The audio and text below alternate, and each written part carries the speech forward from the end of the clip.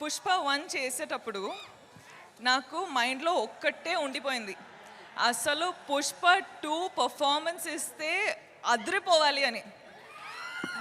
నేను నిజంగా చెప్తున్నా, నా హార్డ్ వర్క్ మొత్తం పెట్టేసి సుక్కు సార్ డైరెక్షన్లో అసలు నేను సరెండర్ అయిపోయినా.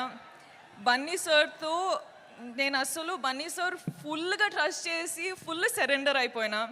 ఈరోజు ఏమైనా పర్ఫార్మెన్స్ చూస్తున్నారంటే it's all because of Sukku sir and Bunny sir. So thank you Sukku sir. మీరు అంటే first of all Sukku sir చాలా షై ఉంటారు, చాలా సైలెంట్ ఉంటారు. ఓకే, ఫస్ట్ హాఫ్లో ఎలా మాట్లాడాలి, ఎలా ఎలా డౌట్స్ అడగాలి అది ఇది అనుకున్నా.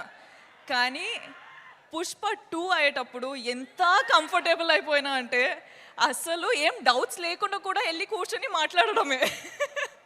అంత కంఫర్టబుల్ అయినా.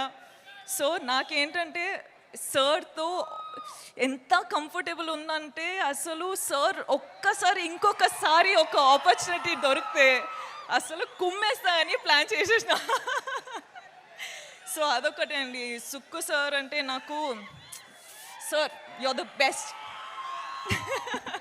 We love you, sir. We love